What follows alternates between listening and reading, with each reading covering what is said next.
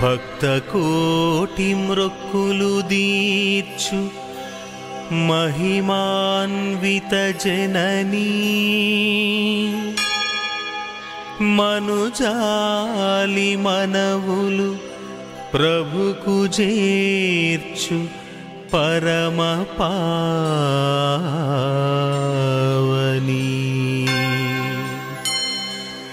విశ్వమాతవై బ్రోచు మరియ విశాఖపురి మాతా వర్ధిల్లుము నిరతం విశాఖనగర నాయకీ విశాఖనగర నాయకీ.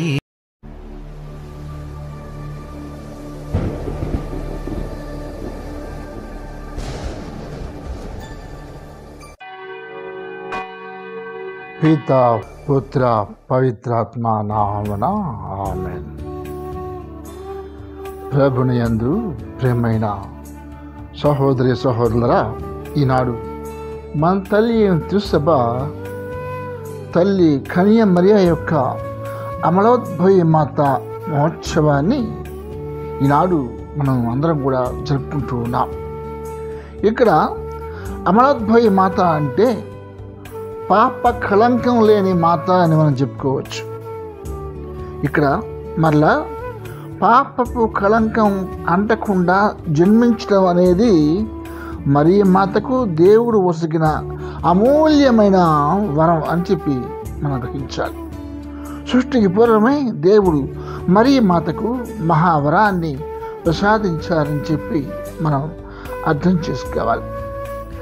దయాబడిన దేవుడు మనందరి జీవితాలను కూడా ప్రభావితం చేసి తన సంకల్పానుసారంగా నడిపిస్తారనడానికి ఈ అమలోద్భవి మాత యొక్క పండుగ, ఈ ఉత్సవం ఒక సంకేతం మాత్రమే అని చెప్పి, అంతేకాదు మనందరి జీవితాల్లో కూడా అలాంటి మహద్భాగ్యాన్ని మనందరికీ దయచేశారని చెప్పి మనం గ్రహించాలి.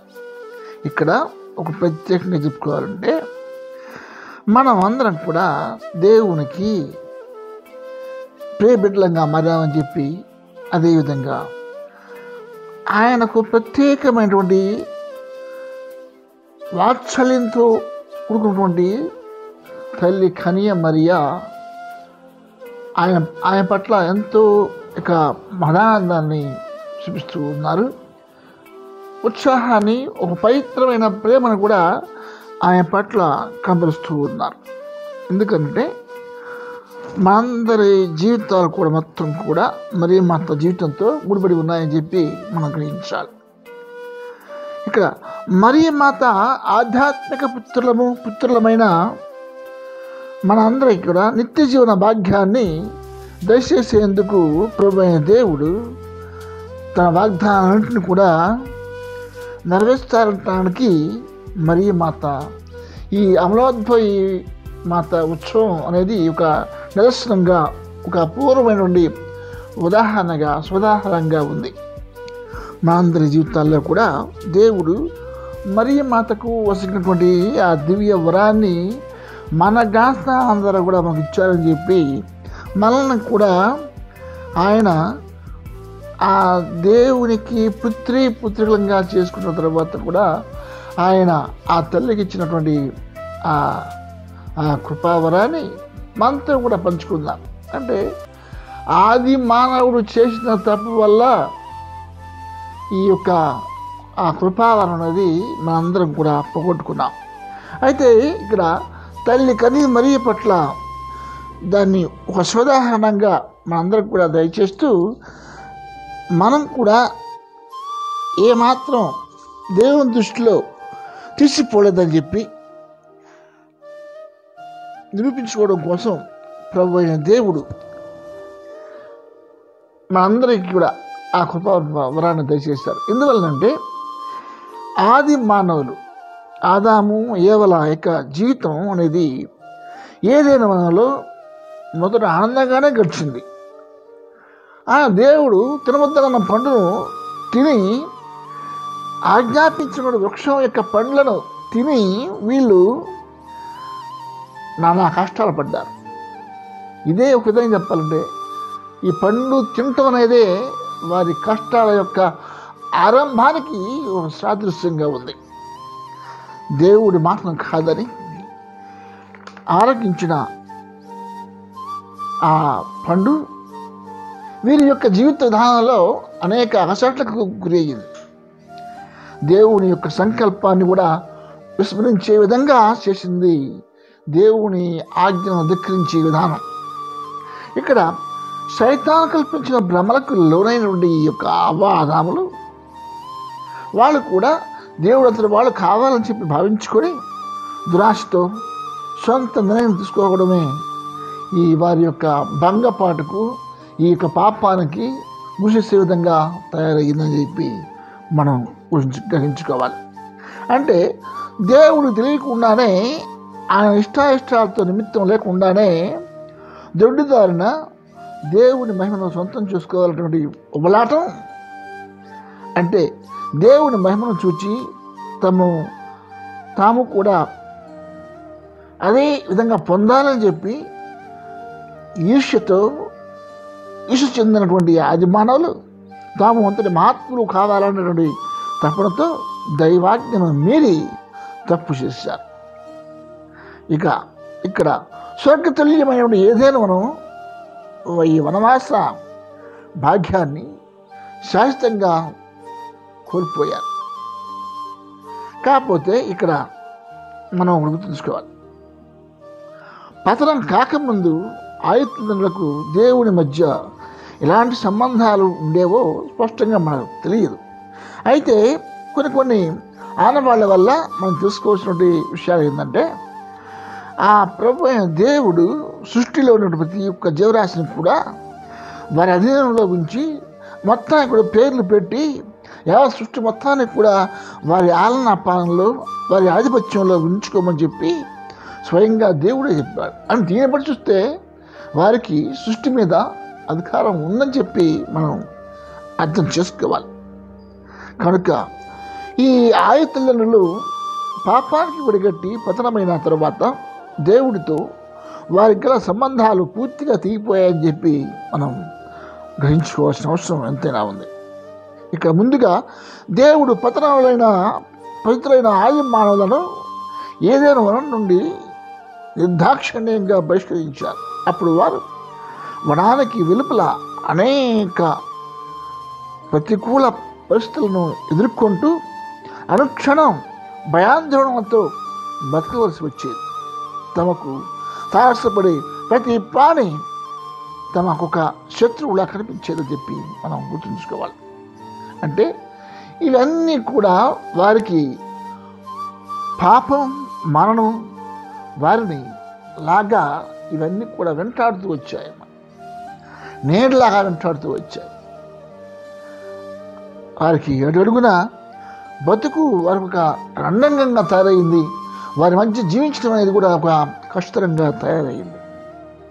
కనుక ఈనాటి మొదటి పట్టణంలో మనందరం కూడా మనకు కూడా ఆ దేవుడు ఆశించిన విధంగా, అంటే ఆశావహులుగా చేసే విధంగా ఉండేటువంటి ఆ మహద్భాగ్యం అనేది మన యొక్క జీవితాల్లో మనం ప్రతి ఒక్కరం కూడా పొందాలి అని. అంటే ఆ ఆశావహులు కావడం అనేది వేరు, దేవుని ఆజ్ఞలకు లోబడి జీవించి ఆ ఆశావహ భాగ్యాన్ని పొంది దాన్ని నిజ జీవితంలో దేవుడు ఆశించిన విధంగా ఆ మహద్భాగ్యం పొందడం లేదు. కాబట్టి మొదటి మేలు అంటే ఒక విధంగా చెప్పాలంటే సంతాన ప్రాప్తి ద్వారా మానవ జాతి విస్తరణ. రెండవ మేలు ఏంటంటే పాపానికి మరణానికి సంకేతమైన సర్పం మీద వారు సాధించబోయే విజయం. అలా ఆనాడు దేవుడు భవిష్యత్తులో జరిగిపోతాయని వాగ్దానం చేసిన మేలు నూతన ఆదాము యేసు, నూతన ఏవ మరియ మాతల ద్వారానే నెరవేరాయని చెప్పి మనం చెప్పుకోవచ్చు. కనుక ఇక్కడ దుష్ట విజయం మీద విజయం సాధిస్తారని తొలి ఆది మానవులకు దేవుడిచ్చిన మాట మలి ఆదాము యవల ద్వారా నెరవేరింది కనుకనే ఈనాటి అమలోద్భవి మాత పండుగ నాడు ఈ పట్టణాలను మనకు ప్రత్యేకంగా ఇచ్చారని చెప్పి మనం గ్రహించాలి. నిజానికి మరియ మాత జన్మపాపం సోకకుండా జన్మించడానికి కారణం నూతన ఆదాంగా తన కుమారుడు పాపానికి మరణానికి సంకేతమైన సర్పం మీద సాధించిన ఘన విజయం చెప్పి మనం చెప్పుకోవాలి. కనుకనే అమలోద్భవి మాత పండుగను నూతన ఆదాము ఏవలు అంటే ఇక్కడ యేసు ప్రభువు మరియ మాతలు సాధించినటువంటి చారిత్రకపూర్వమైనటువంటి విజయోత్సవంగా జరుపుకోవాలని చెప్పి కూడా మనం గ్రహించాలి. ఇక్కడ లోక సృష్టికి పూర్వమే దేవుడు తన కుమారుని ఈ లోకానికి పంపాలని నిర్ణయించుకున్నారు కాబట్టి క్రీస్తు యేసు ద్వారా మానవులను తన కుమార్తెలుగా తీసుకొని వారిని నూతన వ్యక్తులుగా రూపొందించి వారికి దివ్యలోకపు ప్రతి ఆధ్యాత్మికమైన ఆశీస్సును అనుగ్రహించాలన్నది దేవుని యొక్క సంకల్పం. కనుక ఇక్కడ మనందరం కూడా ప్రతి ఆధ్యాత్మికమైన ఆశీస్సు అంటే అనేటువంటి ఈ పదబంధానికి కేవలం దేవుడు ఆధ్యాత్మిక వరాలని ప్రసాదిస్తాడనేది అర్థం చెప్పుకోవచ్చు. భౌతికమైన వరాలు ఏవి కూడా ఇవ్వబోడని అనుకోకూడదు. జీవితానికి అవసరమైన వరాలన్నింటినీ ప్రతి క్రైస్తవుడికి దేవుడు తన కుమారుని ద్వారా సాధిస్తారని చెప్పి మనం గ్రహించాలి. అదేవిధంగా మన జీవితంలో ఏవో గొప్ప పనులు చేసి దేవుణ్ణి మెప్పిస్తేనే దేవుడు క్రీస్తు యేసు ద్వారా మనల్ని దత్తపుత్రులుగా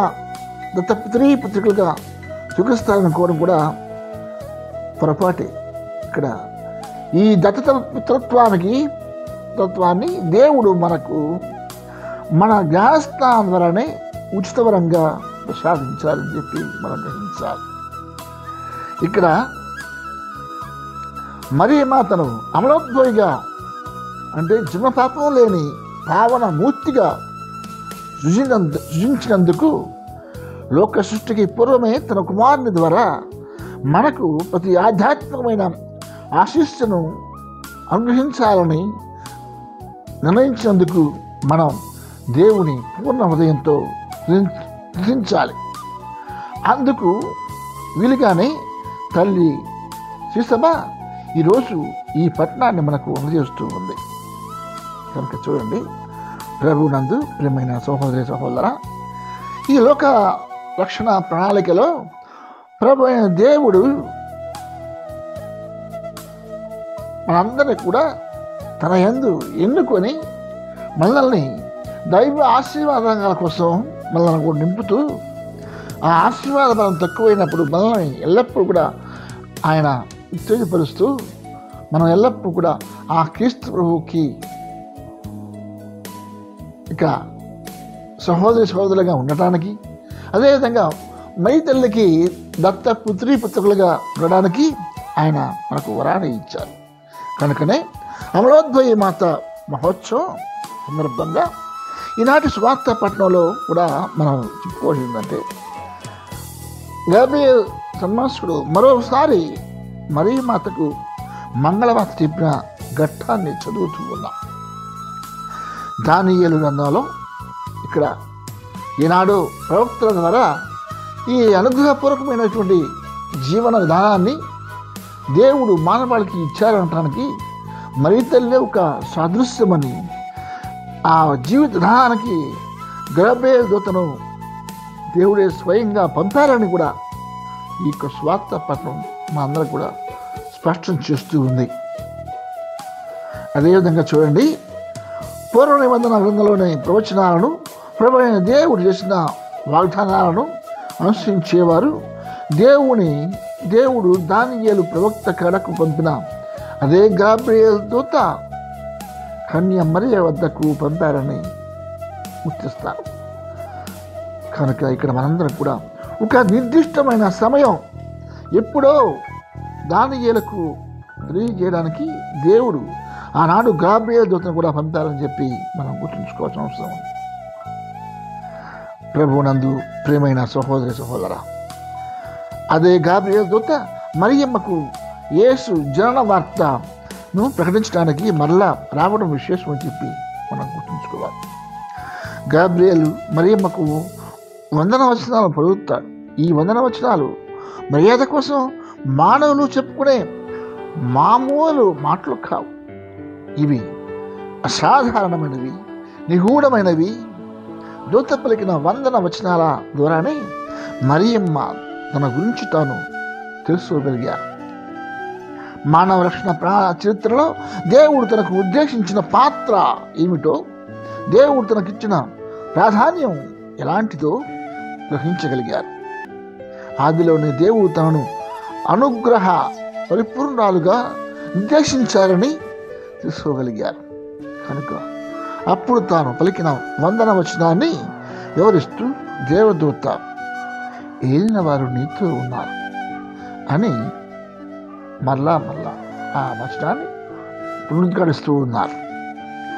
జాకీము అన్నమ్మల యొక్క పుణ్య దంపతుల యొక్క పెంపకంలో పెరిగిన మరియకు అప్పటికే ప్రార్థన నియమాలతో పాటు పరువు నిబంధన గ్రంథంలో ఇశ్రాయేలీయులకు చేసిన వాగ్దానాలు కానీ భవిష్యత్తులో నెరవేరుతున్న ప్రవచనాలన్నీ కూడా క్షుణ్ణంగా తెలిసి ఉంటాయనడంలో ఎలాంటి అనుమానం లేదు, ఆస్కారం లేదు. కానీ సృష్టి ఆది నుంచి కూడా దేవుని అనుగ్రహాలకు పాత్రులైన వ్యక్తి తానని మాత్రం మరియా ఊహించి ఉండదు. అవును, దేవుని ఆజ్ఞలను కూడా తూచ తప్పక పాటిస్తూ ఆయన చేసిన వాగ్దానాలన్నింటి కూడా పొల్లుపోకుండా నెరవేరుతాయని విశ్వసిస్తూ పవిత్ర జీవనం గడుపుతున్న మరియమ్మ దేవుని కారుణ్యాన్ని, కృపావరాలను శోషిస్తున్నప్పటికీ కూడా దేవుడు ఎన్నుకున్న స్త్రీమూర్తి తానేదని గ్రహించలేకపోయారు. ఇది మరియా దీనత్వానికి నిదర్శనం అని చెప్పి మనం చెప్పుకోవచ్చు.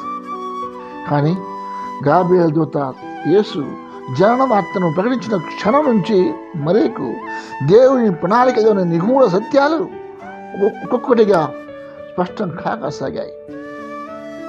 దేవుడు క్రమక్రమంగా తనకు తెలియజేసే సత్యావిష్కరణం చేసే కొద్దీ మరియమ్మ తన గురించి తాను సంపూర్ణంగా తెలుసుకోగలిగారు. దాన్నే పునీత చిన్నప్ప గారు గలతీ రాసిన లేఖ 4వ అధ్యాయం 9వ వచనం చెప్తూ ఉన్నారు. అలాగే మంగళవార్త ప్రకటిస్తూ దూత పలికిన అసాధారణమైన వందన వచనాల యొక్క అంతరార్థాన్ని కూడా మరియా క్రమంగా అర్థం చేసుకోగలిగారు.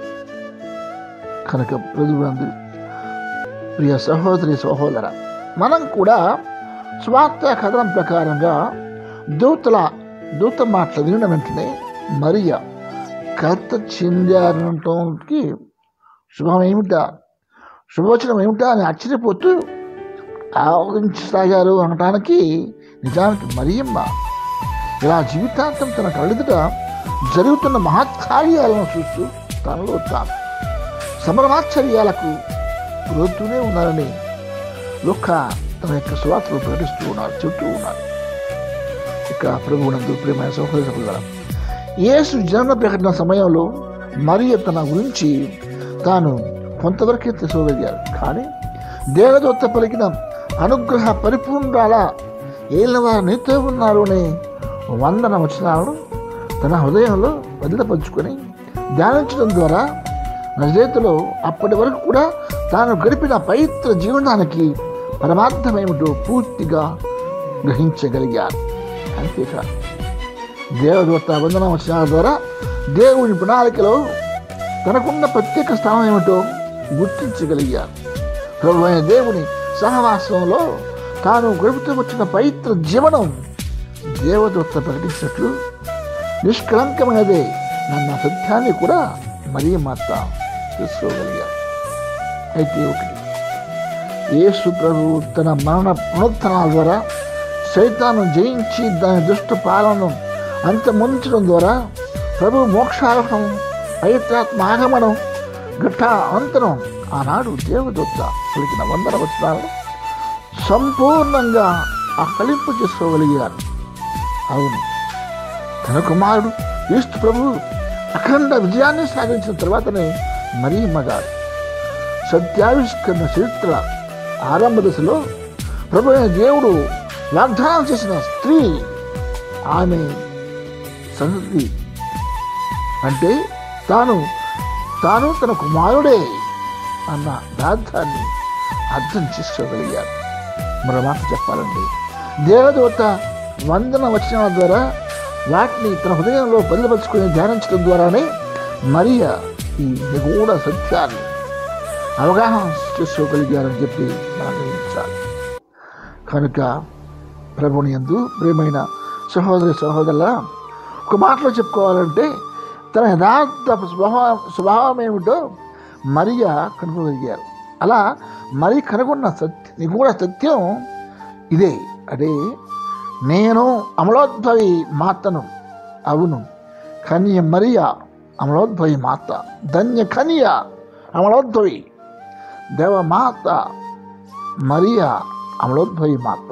కాబట్టి ఈ విషయాలు మొత్తం కూడా మనం గుర్తుంచుకొని ఈ అమలోద్భవి మాత మరి తల్లి అని చెప్పి మనం గ్రహించినప్పుడు, అంటే తాను తన తల్లి గర్భాన పడిన క్షణం నుంచి పాపపు అంటే కళంకము అంటకుండా పావనమూర్తి అయితేనే స్త్రీకిని సైతానికును, స్త్రీ సంతతికిని సైతాను సంతతికిని ప్రభువు నిర్దేశించిన వైరానికి మూలమేమిటో మనం అర్థం చేసుకోగలుగుతాం. నిజానికి మరియ అమలోద్భవం ఎలాంటి పాపదోషం అంటకుండా జన్మించడం దేవుడు ఇచ్చిన వరం అని చెప్పి మనం చెప్పుకోవాలి. మానవ జాతికి దేవుడు వాగ్దానం చేసిన పవిత్రత వరంలో అంతర్భాగం నుంచి మనం చెప్పుకోవాలి. ఈ వాగ్దానం క్రైస్తవులమైన మనందరికీ కూడా వర్తిస్తుందని, అయితే మనం ఏ మేరకు దేవుని పట్ల వినయపూర్వకమైన విశ్వాసాన్ని కలిగి ఆయన ఆజ్ఞలకు బద్ధులమై జీవిస్తున్నామో ఆ మేరకే దేవుడు మనకు పవిత్రత వరాన్ని అనుగ్రహిస్తారని చెప్పి తన కుమారుడు యేసుక్రీస్తు ప్రభువు ద్వారా మనలను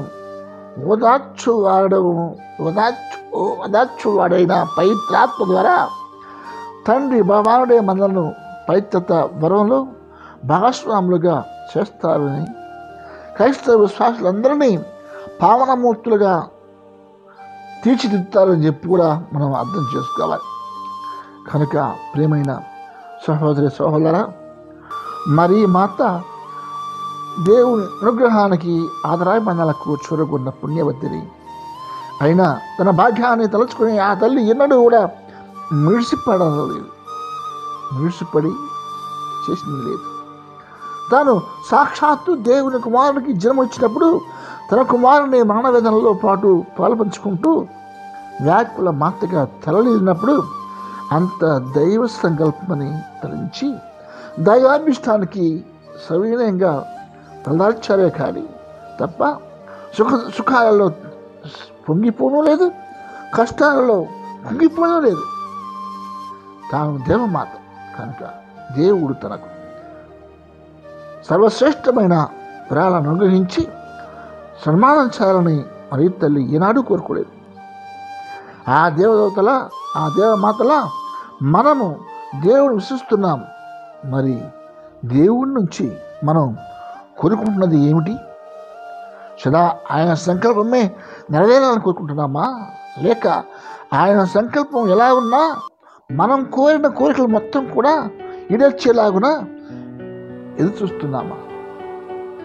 మనం నిజంగా మరి మాతకు తగిన బిడ్డలు కావాలి అంటే, మన కోరికల ప్రకారం దేవుడు విరాళం ఇవ్వాలంటే ఆశపడకుండా దేవుని చిత్తానుసారం దేవునికి విధేయులంగా జీవించడానికి ప్రయత్నించాలి. ప్రభునందు ప్రియమైన సహోదరి సహోదరులారా, ఇలా మనందరం కూడా ఆ దేవదేవుని కృపావరాలతో మనం జీవిస్తున్నప్పుడు ఆ జీవిత దానంలో దేవునికి ప్రత్యేకమైనటువంటి స్థానం ఇవ్వాలని చెప్పి మనం గ్రహించాలి.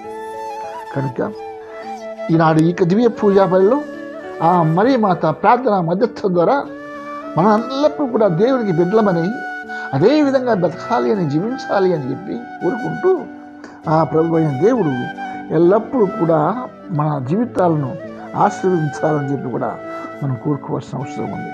ఆ కోరిక ప్రకారమే మనందరి యొక్క జీవితాల్లో ఆ దేవుడు ఆయన ప్రణాళికలో మనందరికీ కూడా స్థానం ఇచ్చి మనందరినీ కూడా ఆ దేవతలకు ఇష్టమైన వారంగా చేసి జీవించేందుకు తగు శక్తిని ఇవ్వాలని సర్పస్వాదం ద్వారా తల్లి కనియ మరియ ద్వారా ఈ అమలాద్వయ మాత యొక్క సహకారంతో సక్రమైన జీవితం జీవించడానికి, దేవునికి అనంగ బిడ్డలంగా జీవించడానికి కావాల్సిన శక్తిని దయచేయమని కోరుకుందాం.